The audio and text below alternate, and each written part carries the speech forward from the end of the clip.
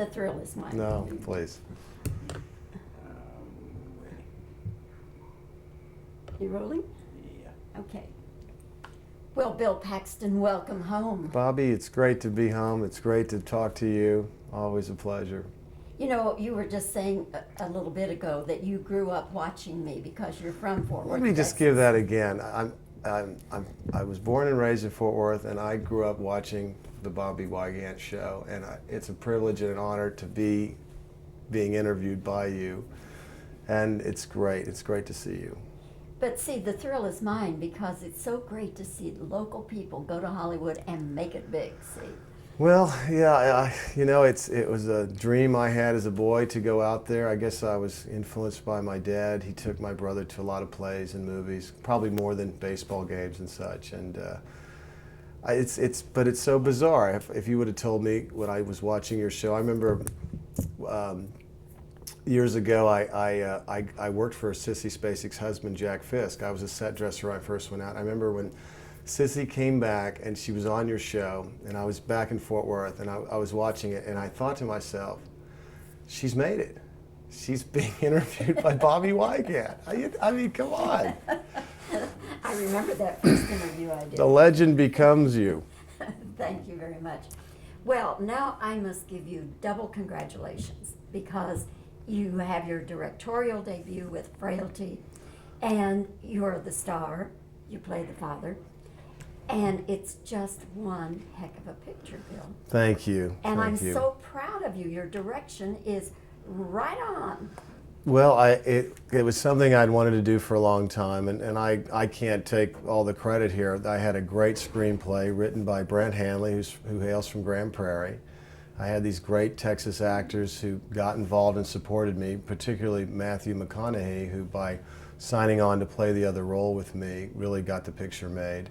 Powers Booth, who I always admired as an actor, I'd gotten to know him on Tombstone a few years ago, and I was, you know, for him to come in and support me this way, it was a script that kind of grabbed all of us. It's kind of Texas Gothic, this Texas Gothic thriller, and the film kind of had its kind of roots in kind of classic Hollywood kind of horror thrillers of the past.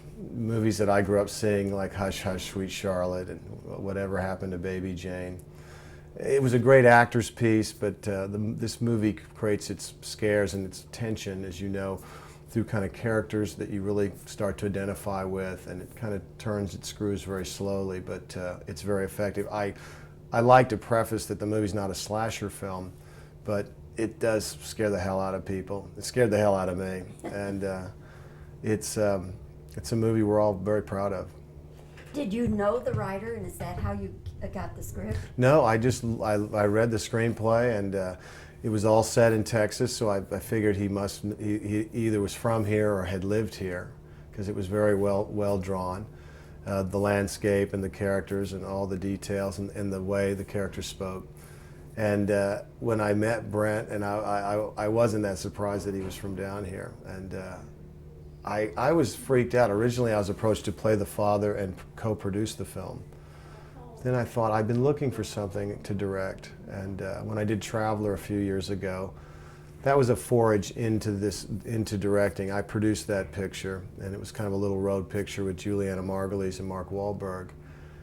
But I was looking for something. I thought, if I'm going to direct something, it better be something that kind of grabs people. And I wasn't looking for a scary movie. I was just looking for a good script. It just happened to be a very scary script.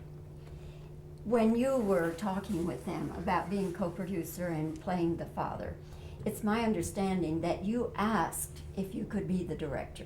Yes, I did. I said, would you consider me? Because at first, when I read it scared me. It disturbed me. I thought, God, can I play this father? It's kind of a risky part. And then I thought, well, who's going to direct me in this? And I thought, if it's not handled with sensitivity and restraint, it's so powerful. You almost need to kind of de-emphasize it because it's all there.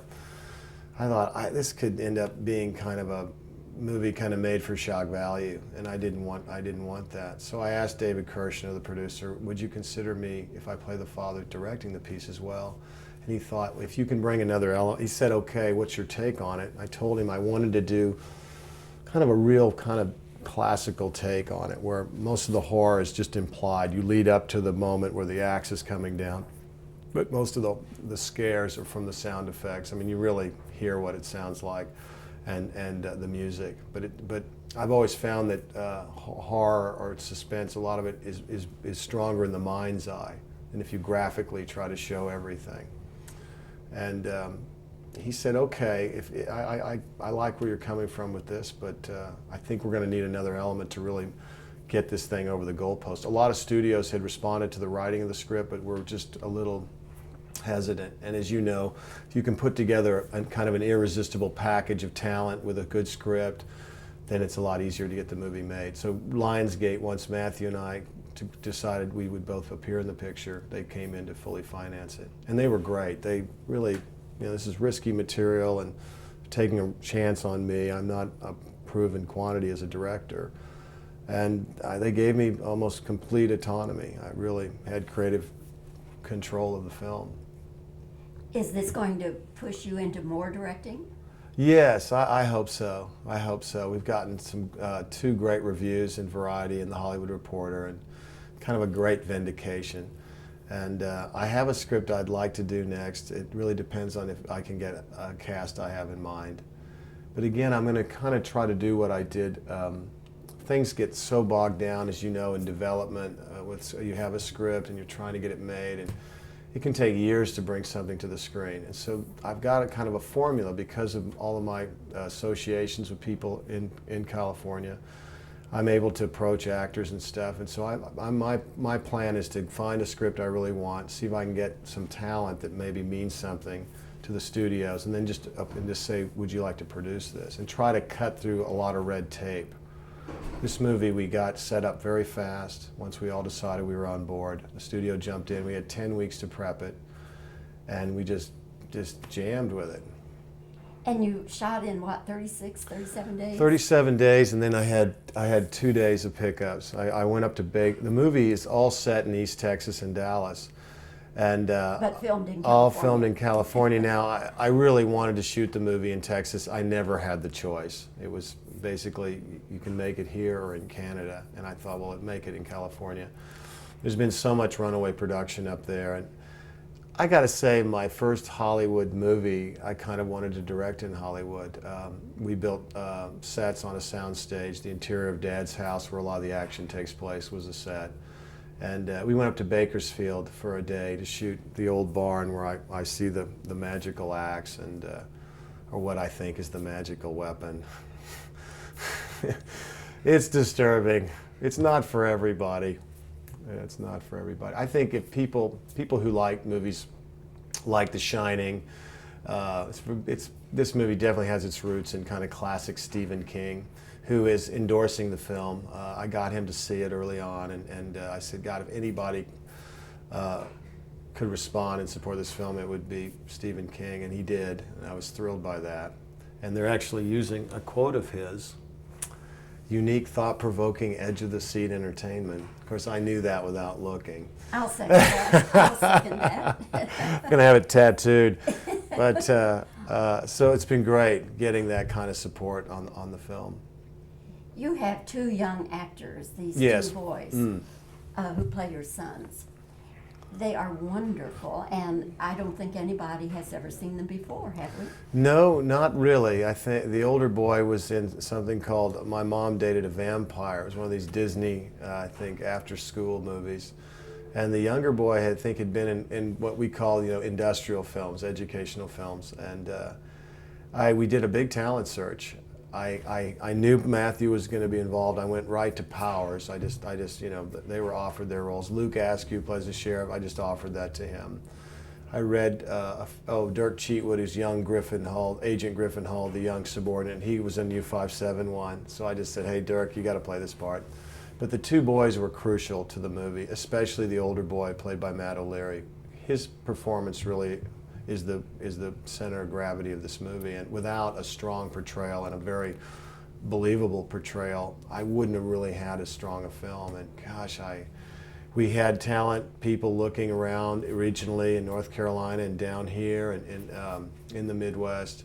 We also looked around Hollywood, and I was trying to find kids that were unaffected. You know, you meet a lot of showbiz kids, and they have their shtick. They kind of roll out, and they know how to look precious. And I didn't want Matt O'Leary's performance to. A lot of times, directors will push kids to be, too sentimental and emotional, and kids who are seeing this kind of stuff or growing up in a tough situation like this become very stoic, and that's what, because they're trying to keep themselves together and putting on that brave face, even though they're so vulnerable and they know it.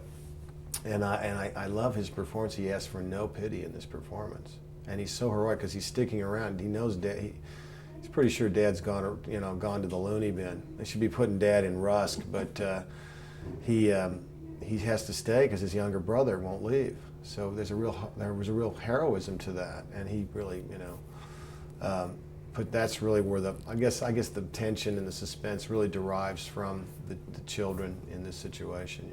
Seeing something that is beyond them. What are the ages of the boys? The boys were actually 10 and 12 when we made the movie. I've been asked a lot, well, did you feel that this would damage them psychologically to be in a movie of this? Because this is, make no bones about it, this is an adult film. It's R-rated for a reason.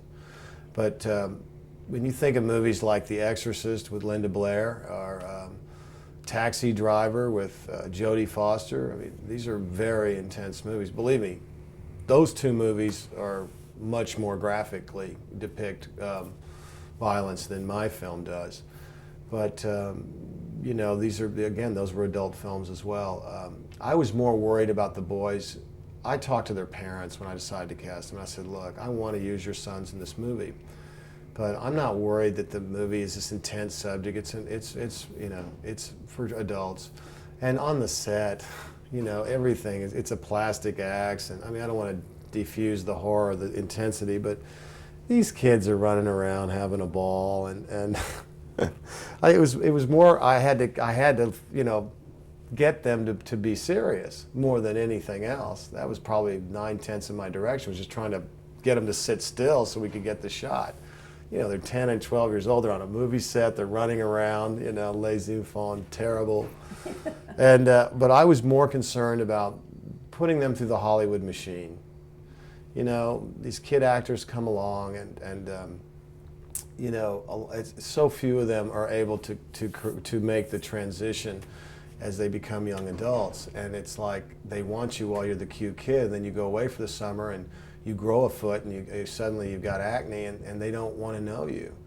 And I say to their parents, I'm more concerned about that, because that's the long-term thing. And I'm happy to say both boys seem to have great resiliency, and they land on their feet. Matt O'Leary will be in Spy Kids 2. I open the movie as Texas, it's kind of a Robert Preston Beetlejuice character. I'm this Texas impresario of this insane amusement park, and I'm showing the president's daughter around. And I get her on this crazy ride of mine, and it goes haywire, and then the Spy Kids jump to the rescue. And I actually called Robert Rodriguez to put in a good word for Matt O'Leary, and he said, hey, by the way, would you do this part? And so I came down. It was a lot of fun. But the other boy, Jeremy, I think is doing Spike Lee's new movie. So I think they're doing okay. You got them off and running. Yeah, and I treated them like young professionals. My acting coach, Vincent Chase, worked very closely with them, because when I was in pre-production, I didn't really have the time to do a lot of rehearsals. I needed the actors to do their own work and to show up ready to shoot. I mean, I did some rehearsal, but not a lot. Bill, one last question before they throw us out of here. Quick. What, if any, reaction have you had from religious groups? Well, it's pretty early to tell. The movie is set. This movie is not the gospel according to us. It's a what-if movie. It's more science fiction, fantasy, and horror, but it does take a lot from biblical stories, particularly the Old Testament, and some of the movie is kind of a contemporization of some old biblical stories. In the movie, I play a guy who's not really. I'm not a religious fanatic. I'm not a fundamentalist or anything. Probably someone raised in a basic Christian religion, and he's just trying to be do the best he can. He's a widowed father, and he's trying to do the best he can by his two boys. And he has this vision one night that an angel, an Old Testament type of angel, like a archangel, has come to him and told him it's the end of the world, and he has been chosen, and his boys must do this too, and it's to rid the world of demons, because the end is coming, and it's the final, conflict. And he's a guy who's like, God, why me? But he takes on this. He doesn't question that these orders come from headquarters, and so he has to do this thing he doesn't want to do. The story of Abraham plays predominantly in the story structure. But I was not making this movie to create any kind of controversy. But like other films that have dealt with this subject, it does deal with a lot of fundamental beliefs, and it kind of questions that. I always saw the movie as a familial tragedy, whether this guy saw something or not, and that's part of the mystery of the movie. Is Dad insane? Did he see something? Was he like Joan of Arc, or was he like, or is he just completely crazy? And the movie is one of those movies that it flips a lot of things over, and it has a lot of twists and a lot of surprises that I feel like we really earn those surprises a real old-fashioned way, really clever writing, and the way we reveal certain things in the movie. It's a movie you really have to see twice. And you really have to pay attention. You have to pay attention, yeah. And the ending is a real gotcha. It's a gotcha. It is. It's like, wait a minute, wait a second. But I think, to me, it belies the folly of man's ego when he decides to take on God's punishments, as if the supreme being or whatever one's personal beliefs are, God needs man to do these things. I don't think he does. And but again, I saw it as just a great original story, a very gothic story. Disturbing. It's disturbing, yes. It's exciting, yes. But I had no agenda making the film. I just wanted to make an entertaining, scary movie, and I hope people will savor it as this dark journey into the night that they're taken on. The movie starts in the present with Matthew McConaughey telling Powers Booth that the serial killer the FBI have been looking for in Dallas for 2 years is in fact his brother. And he says, and this is how it all started. And so we go back to '79, and so eventually we get back to the present, and it's got some, it's good. I get a little goosebumps talking about it. Well, I am so happy for you, and I'm so proud of you, really. Thank you, Bobbie. This Thank is you. great work. Thank you. This is very good work. Excellent. And I'll be very happy to recommend it, not to everybody. No, I think that's a good But way to people- couch it. But people who like their horror neat and want to take on this kind of movie, I think people who enjoy Stephen King's books certainly respond to this movie. Bill, thank you so My much for pleasure. your time. Great to see Great you. to see you, darling. Great to see you. Okay, we need a couple of edit shots, CJ. Oh, I thought there was another camera over me. No. Isn't that funny? Yeah, Gal, come on. It's me you're talking to. It's okay. A couple of Texans just shooting the ball. You bet. It's great. It's great. I'm really excited. One thing I didn't say was that the film is set in Texas, and that you did say that. And my first film that I directed is even though it's a very, gothic, disturbing story, is set in Texas. Okay. Yeah. Bill is, excuse me.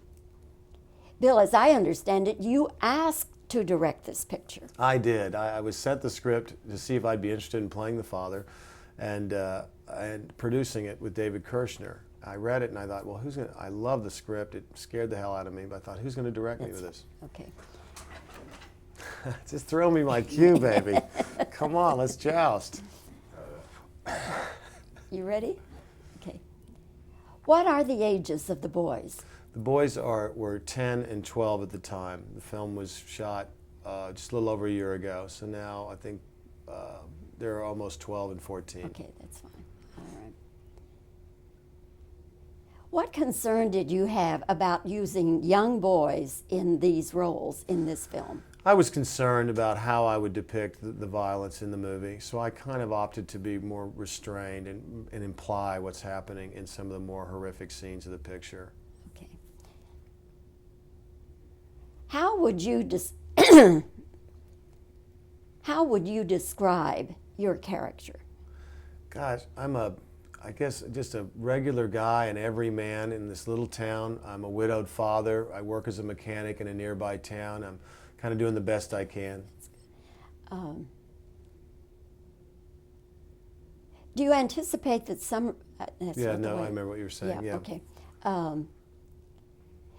Do you anticipate that some religious groups will take offense? I hope not. It's a work of fiction, and you know, I just thought it was a great original story. I didn't make it to be controversial.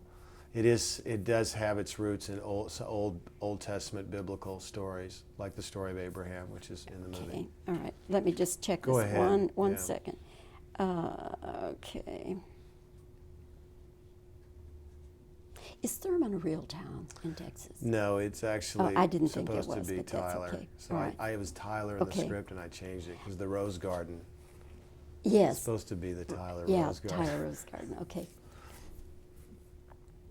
Do I understand that you shot this in 36 or 37 days? That's right. We shot it in California. I'd hoped to shoot it in Texas because the story's all set here, but I didn't have that option. Okay. I think that'll do it. I think we're covered. Bobbie, thank you. It's Oh, always Bill. great to see you.